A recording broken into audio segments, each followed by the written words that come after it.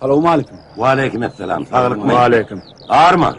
Var olun. Hakan ar dedi. Zalliğin baş bitiğini alının öz adına da geçirdi. Neymi hiç vakanat verin öğüne de varan yok. Ay yok la düğünem vardım.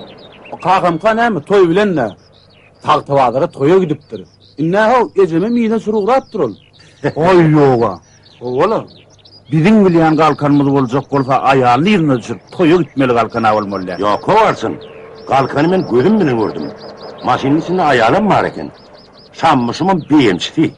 Yine var ya deysem tahta bağlara toya var ya. Be. Zallıcan.